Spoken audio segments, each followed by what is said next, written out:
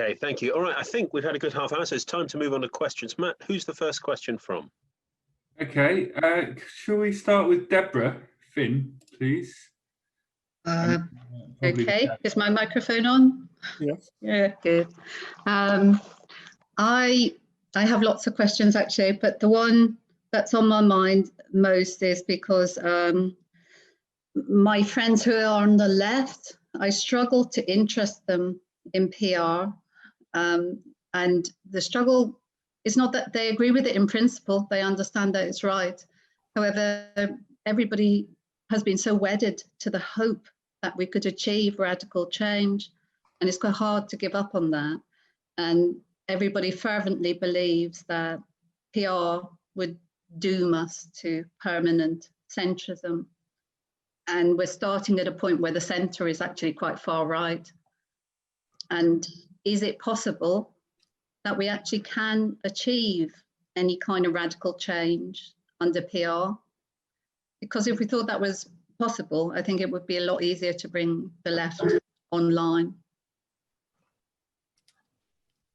Okay, do you want me to answer that? Yes. But where would you rather live in Sweden or Britain?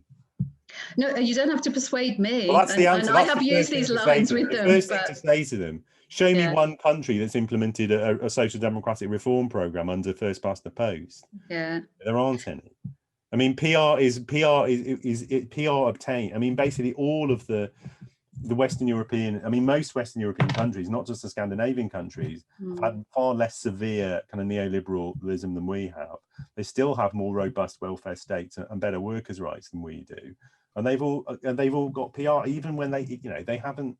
I mean, there's just no correlation whatsoever between sort of first past the post and this. I mean, I completely agree. I guess the point is perhaps part of the thing that troubles me as well is, does it matter the point at which you implement PR? I have this thing in my head, which is probably entirely wrong, that you almost fix it in aspect. How could it be worse than now? We've got. It couldn't be. It couldn't be. How could it be? I mean, how could what is it? What is it they think could happen that could be worse? I think they're still holding on to the nostalgia of 2017 of 2017 and hoping that we're just about I think you just have to. I've sort of laid out the first 20 minutes of the call. You know, the kind of history. People have to get their heads. I mean, in my experience of talking to people on the left, I think I'm quite successful at winning people over to this position. I think it's pointing out that history that people don't understand. The first thing that no one who has that view of the world realizes is that the Attlee government wasn't coming from opposition. Okay, everybody thinks the fantasy they have is that somehow the next social and economic crisis will produce the same sort of alchemy that the war did, because they think the mythology is, well, the war was such a crisis that it radicalized everybody. And what they don't understand is it didn't just radicalize everybody. Labour was running the country. You know, the cabinet was split. The cabinet responsibilities were divided between the Tories, who largely took charge for managing the war, and the military conflict externally. And they basically handed running of the country. Churchill did to Bevin and Attlee. So, you know, we weren't in opposition. Like, we've never, ever, ever come from opposition, like to form a radical government. So it didn't even happen in the 40s. You know, so it's the fact that I think that is the first thing to always keep reminding people, and to make that point to people. And also, there's a complete delusion about what actually happened in 2017. In 2017, we came within sight of an extremely weak coalition with the SNP and the Liberal Democrats that wouldn't have held, because 50 Labour MPs would have defected from it anyway. We didn't come close to winning. We got close. We got a good vote share, but getting that vote share didn't actually get us close to winning. So again, the fantasy of 2017 is we got within a whisker of forming a government. No, we didn't. We got within a whisker of a complete crisis that would have seen the party split and seen a centre-right government, you know, formed. That's what we got close to. Thanks, Deborah. Matt, who's next? Can we have Derek? Derek Timmins next. Is that okay? If you can unmute yourself, or do I need to do it? Okay. I just get the impression, with respect to everybody, that there is quite a high degree of heterogeneity within the party. I know that people push the idea of a pluralistic model, but there's a difference in values between different segments of the party, and sort of reconciling that can be extremely difficult. Obviously, that's a great challenge for any leader. And I am concerned that first past the post and the current model, without both electoral and constitutional reform, and obviously PR would be one mode to operate or to implement, will just mean that we have a Tory party in perpetuity. And my view is it's better to make some progress by sharing power, and arriving at compromises in politics, which is one of the definitions of it, and the art of the possible, and rather than to be going on for another 10 years, cast out without any power whatsoever to make change. So I share many of the views of Professor Gilbert, and obviously I respect everyone else's views, and it's very useful to have a debate, a dialectic on what is a very complicated issue, as politics always is. But my concern is where we will be in 10 years in this country if we don't have a change of government to a Labour Party or an alliance, and if we just continue with Tory dominance indefinitely. Jeremy, is that something you think you can answer? Where would we be in 10 years? With I completely agree. And that is an argument not just for PR, but for the sort of progressive alliance, for an electoral pact between the different parties. And I think, I think most people here probably agree with most of what we're saying about this. So I'm just going to continue arming us with historical facts to use in arguments with friends. It's always worth remembering that the only reason the first tranche of Labour MPs ever to be elected in 1906 was elected on the basis of an electoral pact between the Liberals and the Labour Party. So this is before the war, and the effect and the experience of the 40s government sort of completely, convinced the Labour Party that it was now a kind of equal partner to sort of equal in opposition to the Tories. Before the war, electoral pacts between Tories and Liberals and National Liberals and Labour were much more the norm, actually. So you can definitely do it. And without some sort of electoral pact, there's no way Labour can form the next government. Labour's to form the next government, especially given the strength of the SNP now, Labour would have to get a swing to the Tories, which is bigger than 97, bigger than 45. So if you think, and given that right now, given that Boris Johnson is the Prime Minister, something that even 5 years ago, a lot of us would have thought was just sort of impossible, sort of unthinkable. Boris Johnson is the Prime Minister. We're in a kind of national crisis, and Labour is still slightly, on most polls, slightly behind, after a year of Keir Starmer's leadership. Unless you think Keir Starmer's got something in his back pocket that in the next 4 years is going to produce the biggest swing to Labour in its entire history, then if you want to get rid of the Tories, that's the only way to do it. There's no other way it can be done. Thank you. Thanks, Derek. Next question, Matt. Phil Pope, do you want to ask yours next? Hi, thank you. Yes, just quickly on the Labour internal stuff. I mean, my experience is Labour's terribly split. My party in Bristol, 2 of the 4 CLPs have now been suspended. We've never had a relationship with our MP that's been anything other than dreadful.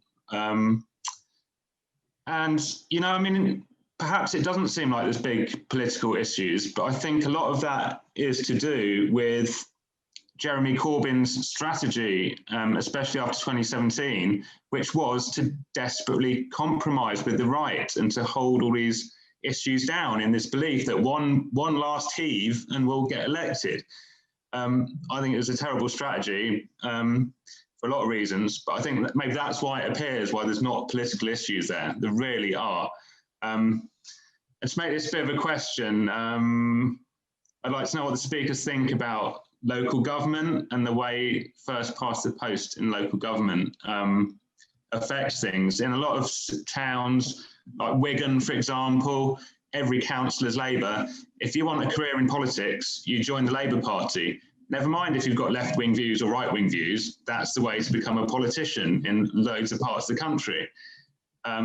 Is that something to do with why we have this political class that's all got very similar views? Great question. So is PR at local government the way into PR at national as well? Jeremy? Well, yeah, I think so. Yeah, I mean, clearly, clearly, first past the post does create a situation in which, in particular, professional politicians just don't necessarily represent and share the ideological perspectives of their voters or their members. I mean, that produces that situation in many different ways, and so it produces that situation for the reasons you described at a local level. It also produces a situation at the national level. So I just think, yes, I think it is. It's not the only reason. It's not the only thing that does it, but it does really exacerbate that tendency, and it does make that tendency far more likely. And it does reduce. It really reduces. I mean, in my opinion, it massively reduces the accountability of representatives, basically, because as long as the representatives, whether it's a local level or a national level, as long as they have the backing of the local party machine, then it doesn't really matter what they do. It doesn't really matter. They're not really accountable either to their own members or to voters in any meaningful way. And I think they're accountable to swing voters in their own constituency. That's the only group of voters, the only group of citizens they're accountable to. So yeah, I think that really is a problem. I think on the question of the split, it is really an open question, because I mean, one of the things that was going on it happens in places like Bristol, happened in lots of other places. I mean, and I think it is something that that sort of we've had our attention drawn to by sort of some of the is that it's not clear. It's not. I mean, there's a split. I mean, the right in a lot of local Labour parties, what the right wing means is that it is the people who are sort of personally attached to the MP and the networks of patronage that radiate out from the MP. In a lot of cases, like, they don't really have a very clearly defined personal ideology, and if they do, I agree, it's not that different from that of people on the left. It's really the MPs that are the problem, and the kind of networks of patronage that they exercise, and the sort of, to be honest, the sort of just naive loyalism of a lot of towards their MP, just the naivety of a lot of members who see an attack on their MP as a sort of gratuitous sectarian attack, and they don't really understand it. So I think that issue of I think these issues are really connected, and I think I think it's an open question. We don't really know how homogenous the party itself is politically at a purely ideological level, because a lot of it has to do really with kind of as I keep saying, like with the MPs and their offices. I think there's, as far as I know, anecdotally, for example, there's a lot less division in CLPs that don't have a Labour MP. I mean, it's the CLPs that don't have a Labour MP that were just sort of taken. There was a big Corbynite wave, and that sort of changed the character of the local party. But there isn't nearly as much contention, I think. Thank you. Tom, I don't know if you wanted to come in on that one. Question is to both speakers. I don't know that I've got anything particularly insightful. Your mileage may vary. It varies immensely, as I think both Phil and Jeremy said, with where you are, especially if there's a sitting MP who's been in place for a long time. I don't have a Labour MP because unfortunately I was lost. So, yeah, I think the main reason for me to believe outside of my world and my constituency and neighbouring marginals that I go to that we're fairly homogenous is that we aren't arguing over those more substantive things. That if you look at the arguments that we've had, and we had a crack, we argued about various things during Jeremy's tenure. We even had a crack at arguing over Trident, and the left really didn't bite on that one.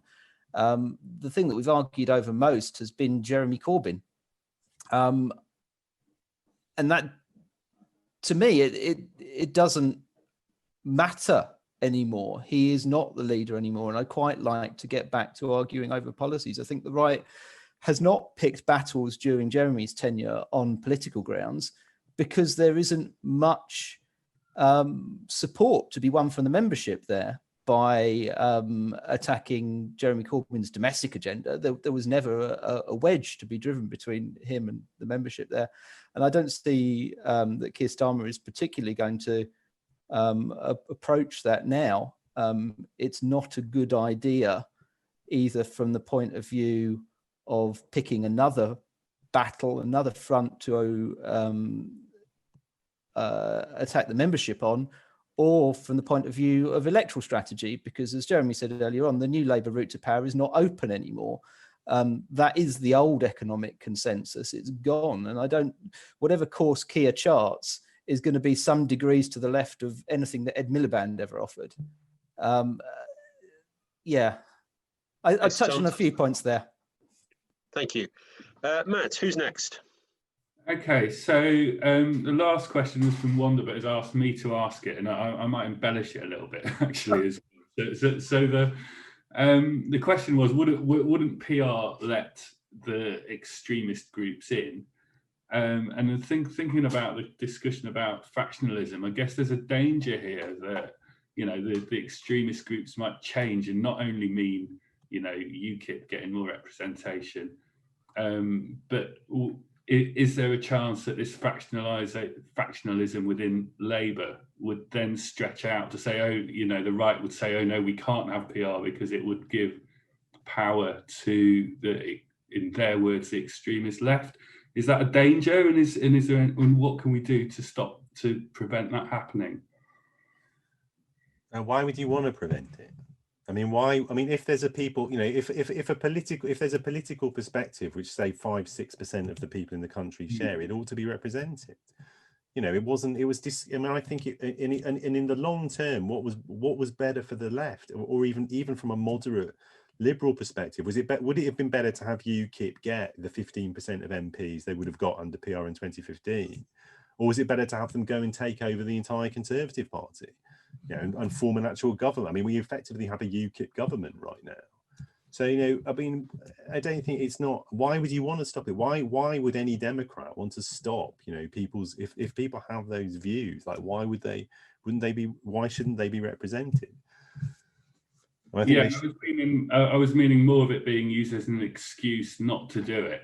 Well, that should just be challenged. I think we should just say, and I think that would be, I mean, it partly also speaks to the question. I mean, somebody asked in the comments, well, what do you say to people in the Red Wall? I mean, one of the things you say to people in the Red Wall, that when UKIP got 15% of the vote, they should have got 15% of the MPs. Yeah, that should have happened.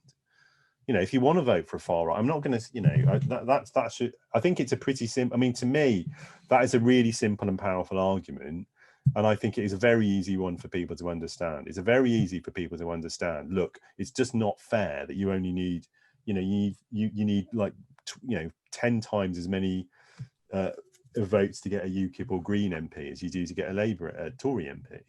So I think that is, I think that argument can be made very clearly.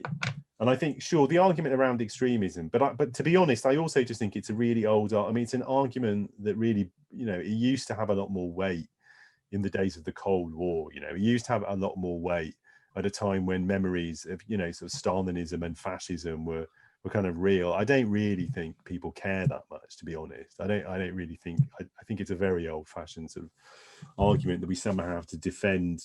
We have to defend liberalism by completely undemocratic means. Excellent, Matt. Who's next? Okay, Alan Yearsley, do you fancy asking yours? Oh, yes. So apparently it's been reported. I've seen some reports that Starmer is expected to appoint former Prime Minister Gordon Brown, who, as far as I'm aware, is either against PR or has his reservations about PR at best, to lead a new convention on constitutional reform. But there's no mention of PR in the report about what the issues that the convention wants to look at. So do you think we should be pushing for that convention to look at PR as part of a range of constitutional reforms, or to keep our campaign completely separate from that? I can say very categorically, on the basis of the past 30 years of experience, that it should be both. You know, that of course, I mean, you can't, if there's a constitutional convention happening, we can't ignore it, and we should push for it to include PR, but it also must be kept distinct, because basically Labour has evaded the question of PR for decades. I mean, usually the way Labour leaderships evade the question of PR is indeed by trying to fold it into a bigger package of electoral reforms, some of which then happen, and PR then doesn't. And yeah, that's exactly what the Blair government did. It's also what a lot of the left would like to do. You know, that was what sort of Rebecca Long Bailey's campaign were trying to do. They were trying to say, well, we're going to do everything except PR. And it is partly, I think, for the reasons Tom set out, to be honest, that even on the left, you know, there's always a big chunk of the parliamentary party who have safe seats, and they just don't want it. They would rather do anything. You know, they would rather sort of abolish representative democracy, have full participatory democracy at municipal level, you know, have government by referendum and nationalise the banks. They'd rather do anything than introduce PR, some of them, and they'll offer anything as an excuse not to. And I think you know, it's always important to ignore. And of course, the argument that always gets made, which is a correct argument, is, well, of course, PR isn't a panacea. Countries that have PR have all kinds of problems. There's all kinds of issues that wouldn't be resolved by PR, which is completely true. And I think we always have to have a clear answer to that. So yes, that is true. We have, you know, the whole institution and practice of liberal democracy, in my view, has been in a sort of crisis since the 1970s. All that is true. But on the other hand, PR is a bridge that must be crossed. Like, it is, we can't, you know, we won't have any meaningful reform without it.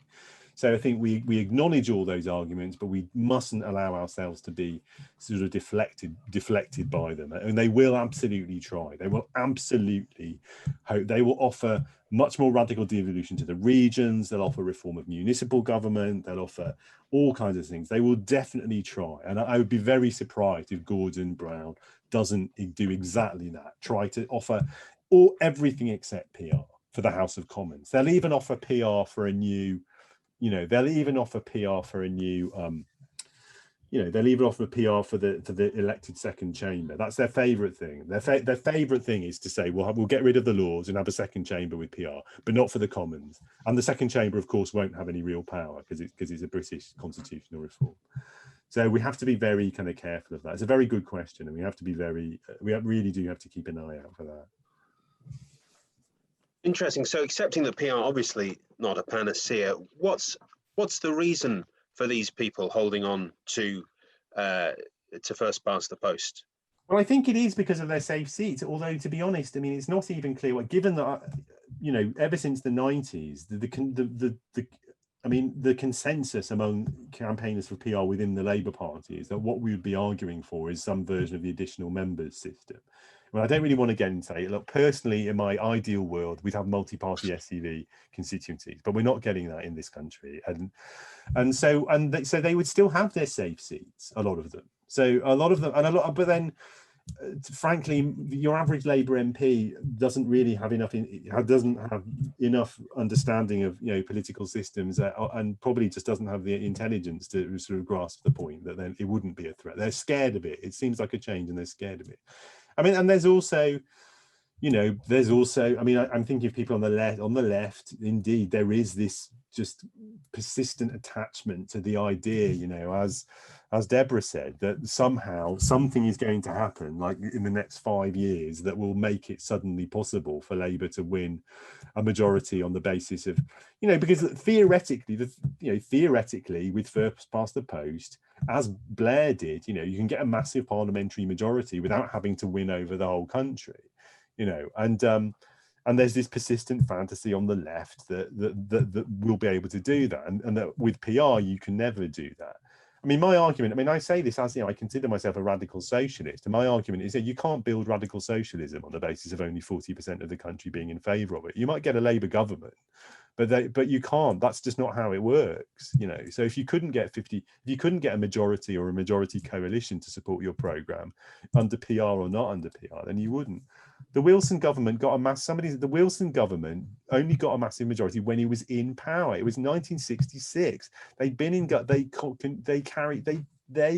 they called a completely opportunistic election 2 years in, when at the moment when the economic cycle was favorable, and that's when they got it.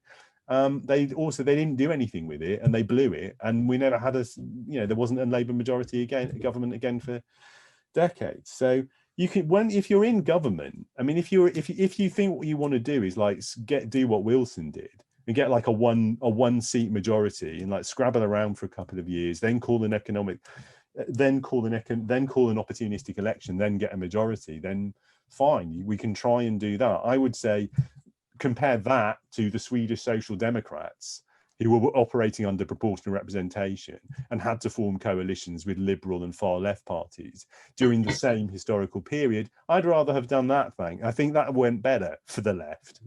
That turned out better, frankly. And also 1966 is the high point for the left in history all over the world. It's the high point. We're not there right now. That's not, we're not in a moment like 1966. So that is my answer to that. Okay, thank you, Matt. I see we've got a few more questions. Who's next? Peter Crook, do you want to have a go? Peter, are you there? Hello there. Good evening. Let me put this very simply. I could be a Lib Dem. I could be an SNP. I could be Plaid Cymru. I'm not. I'm Green Party. What can I do to help? Well, I mean, I know I'm not Labour. It's just I say this as somebody. What should I do to help? I say this as someone who's been, on the left of the party, but also involved with Compass and arguing for the Progressive Alliance and PR. And I just feel like you guys have done enough. You guys did everything you could, especially in 2017. And, my position is that the behaviour of the Labour Party towards the Greens, especially after 2017, when in many constituencies, the Greens stood down their candidate and campaigned for the local Labour candidate and got no thanks for it at all, I just think was disgraceful. I think the treatment by the Corbyn leadership was disgraceful. I mean, I was one of the people arguing from the start that Caroline should have been in the shadow cabinet, and we shouldn't have been running against her in Brighton. It was just ideologically completely inconsistent to run a fucking right-wing, excuse my language, a fairly right-wing Labour candidate against a socialist like Caroline. So I don't know what you can do, because you've done everything that could be expected of you, frankly. And I think for now, I don't really have I don't know what to suggest, because I just. So can I just suggest that you're saying carry on as we are? Well, carry on as you are. And also, I would say there is a sort of, in the 2019 election, the Labour Party, the Green Party didn't stand down in as many places and was part of the Remain alliance. And there's a lot of ill feeling about that from the sort of, especially the more Lexity sections of the Corbynite left. And I would just say, just keep reminding them about 2017. Just keep reminding people what happened in 2017, because it was an absolute, I think it was an absolute disgrace. And if it weren't for the fact that Corbyn is regarded as such a saint by people, then he would have been criticised for it. And he should. Would you say the same thing to a Lib Dem or a Plaid Cymru? Well, I would say with the Lib Dem, so I'm talking about this from the point of view of the Labour left, really. There's a very consistent understanding that the Greens are basically on our side. And when I was making arguments for sort of PR and Progressive Alliance in the party, sort of from several years ago, there was really there wasn't really any disagreement about. With the Lib Dems, it's much more different. And I think the thing that Labour Party members generally don't understand about the Lib Dems, which is completely idiotic because they have all this experience in their own party, is that the Lib Dems are not a homogenous force who all have pin-ups of Nick Clegg on their wall, any more than the Labour Party is a homogenous force who all have pictures of Tony Blair on their wall. And I think pointing out that, really just helping people to understand that all of the political parties are heterogeneous, internally heterogeneous to a large extent, and certainly that the Lib Dems, again, a lot of it is just educating people about history. That people just I would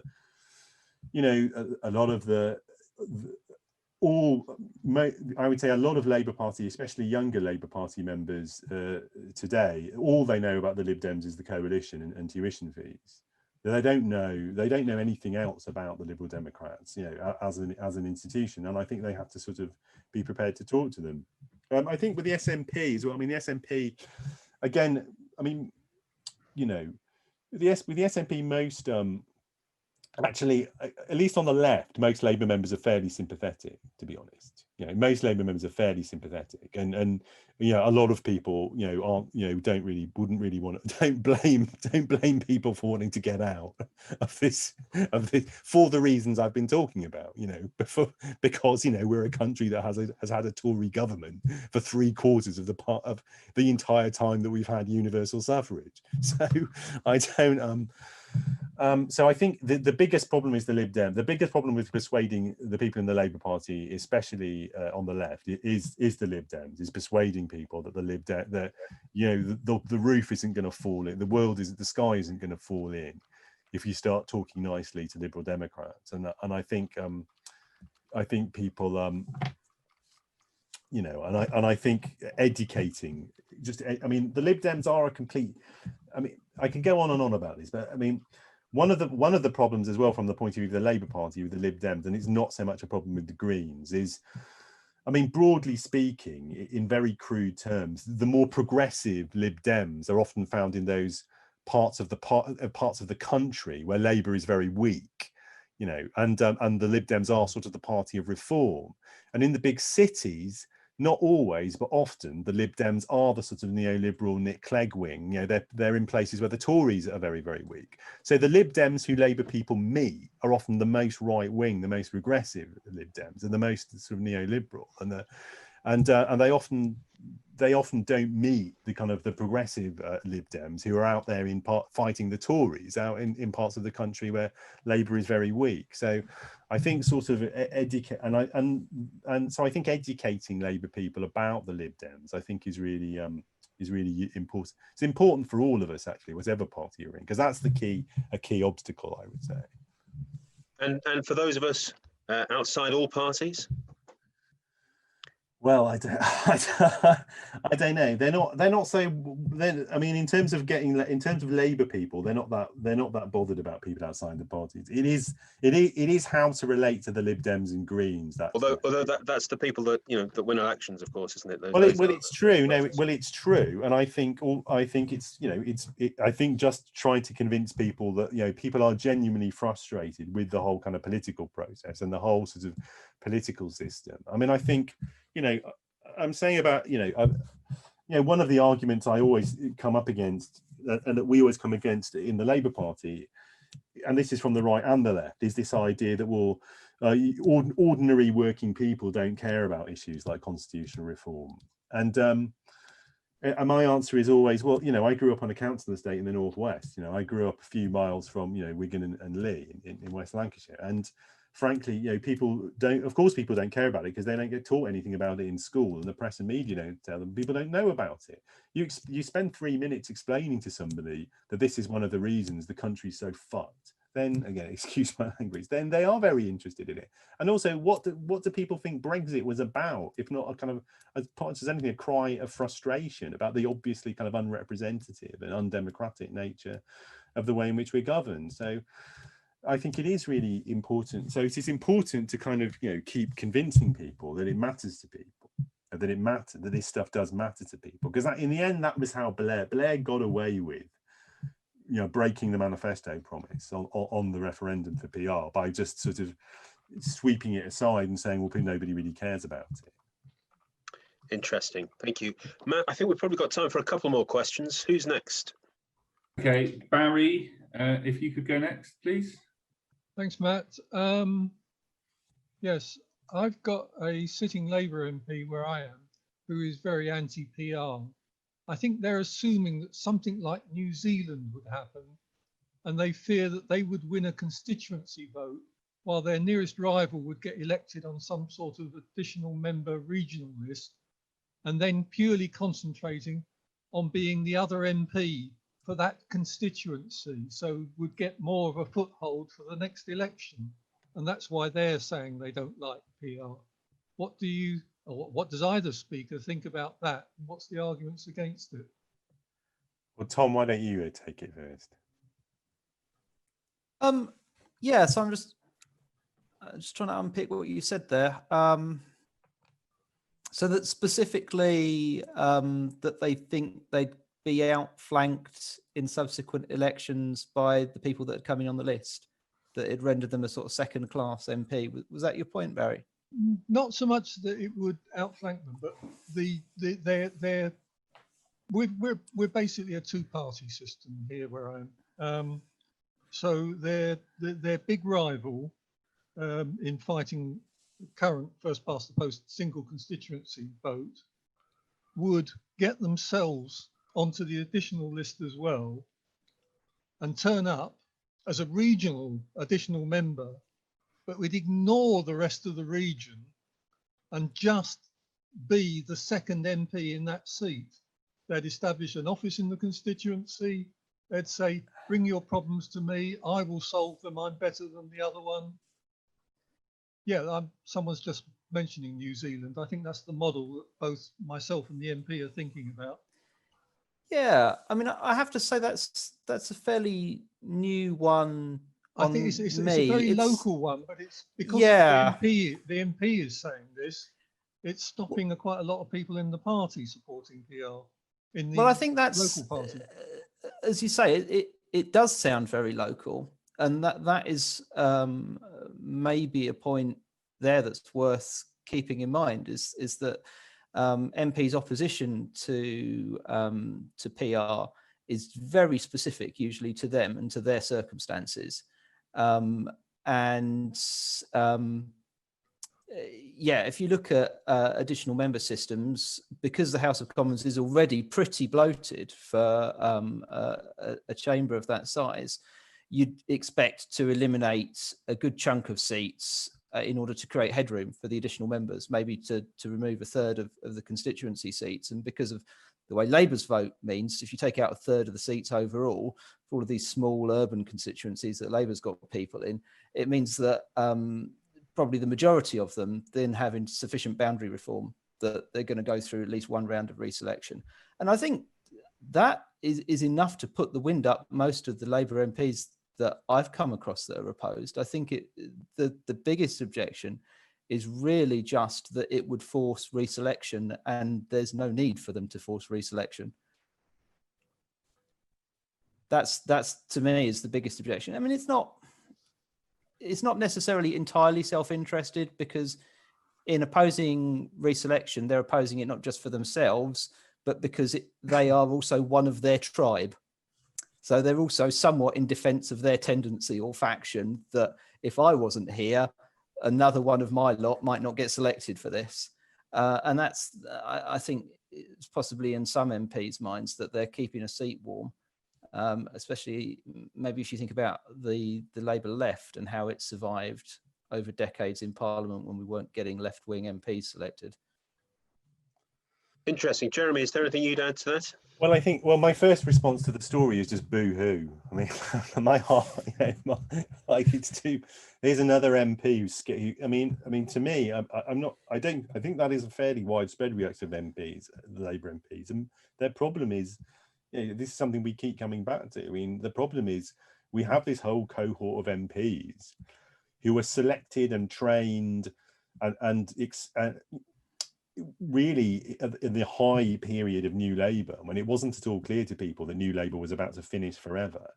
You know, most of the current PLP are people who thought they were going to be members of Parliament representing a Labour Party led by David Miliband.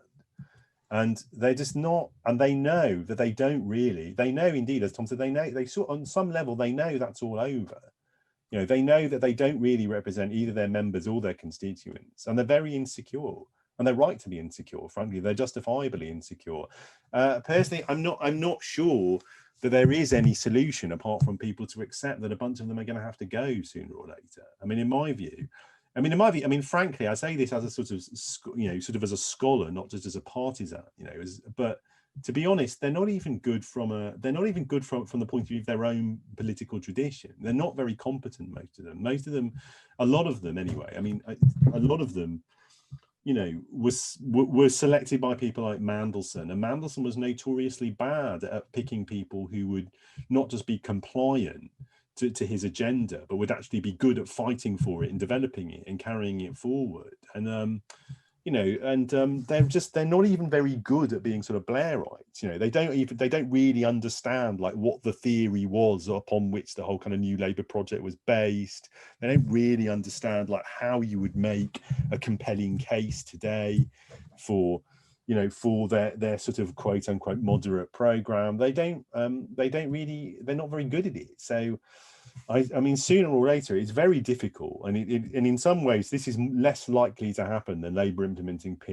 You know, it's less likely that, but it's, you know, ideally we would want to build a sort of consensus. I think that just, you know, we do need some more significant renewal of the PLP with people who are less, because I would say that brittle insecurity of the MPs, the PLP, that isn't actually localized to one situation. That brittle insecurity of the PLP, I think, is normal across the parliamentary party, and indeed it is one of the reasons they're so scared of PR, because they're just scared of it as a general threat and a change, because they're so insecure. But I'm afraid I don't think they're going to stop being insecure, because they're right to be insecure, because they're not very good at their jobs. And their jobs are too, and I'm all for defending people's jobs. And my own view is that, personal view is that, you know, MPs, I think we should give MPs a lifelong pension, because it's a terribly important thing in a democracy to be an MP. I think you do it once, you know, you should be set for life. That's what I think. And but also that would also, but I think they should go, because they're very bad at their jobs, and it's too important a job for them to be so bad at. Great, thank you. Okay, last question then. Matt, who have we got? So it's a question from Chris Millman, and quite simply, what are the chances of getting the PR motion through Labour's conference next year? There's virtually no chance of the PR motion falling, in my view. I mean, I've been a supporter of PR in the Labour Party since the late 80s, but the polling now is just completely you know, the polling of members, we've never been close to a situation now like we have now. 75% of members in favour of PR. The willingness of the unions as well to oppose it is much less than it was. The unions are still instinctively reluctant, but I don't think they really have the kind of, I'm trying to think of the right way of phrasing this. They're not committed to opposing it the way they were historically, and partly because, you know, the unions have moved to the left for fairly obvious historical reasons. And I think, you know, I would say, and this is a reason why the opinion on the left, even on the Corbynite left, I think is shifting a lot towards PR, because the Corbyn years really represent, I mean, in effect, going back to the mid-70s, the great social and economic crisis of the mid-70s, every key faction of the Labour Party has now had a go at leading the party. You know, the old traditional right that dominated the party, you know, for most of the 20th century, completely blew it in the second half of the 70s and is still not really been forgiven. The Blairites have had a go. The soft left has had a go twice. Arguably, this is the third go. And the Bennites had a go under Corbyn. And no one has been able to crack this problem. So I think really the sense that now the issue will not be the conference motion. The issue will be the leadership and the PLP not wanting to implement it and not wanting to commit to it. That will be it. But the conference motion, they might try to stop it, but I see no chance of conference not passing the motion in next September. Wow. Okay. Well, that's on that really positive note. That's all the time for questions. So, my thanks and everyone's thanks to Jeremy for his time this evening. Really appreciate it, and Tom for your input too, and for everyone's coming on tonight. I'm going to hand back to Alan for a final word before we all go. But thanks everyone for coming, and hopefully see you next time. Hi, yeah, I'm Alan Story. I'm the coordinator of GetPRDone. Thanks, Jeremy and Tom. Really terrific discussion. Really, really interesting. I just wanted to make 2 points. One, the Labour Party actually is an artificially inflated political body because of first past the post. That in fact, if there was not first past the post, things would be very different in this country. And I'm not in the Labour Party. I actually involved in the PR campaign to give power to voters. I don't actually think it will be that bad a thing at all if in fact the Labour Party split 5 years after PR, because it actually, without Corbyn, let's just say the Labour Party had elected Andy Burnham or Yvette Cooper, etc. When you look at the crisis of social democracy all across Western Europe, you have to put the context of what's happened to the Labour Party within that. And I think it is actually artificially inflated because of first past the post. Just to say that who's going to come up next? In January, it's going to be a slightly different content. We're going to have 2 Lib Dem speakers. We're going to have Richard Newby, who is the head of the Lib Dems in the House of Lords. And we're going to have Mark Pack, who's the president of the Lib Dems. And they're going to speak on PR from a Lib Dem point of view. We've had Greens, we had Greens from New Zealand, we've had Labour, we had Jeremy and Clive, now we have Lib Dems. So this is the kind of spirit we try and have in Get PR Done, that to sort of, in a little kind of way, build cooperation among people from different parties and no party as we try and get ready for getting PR done.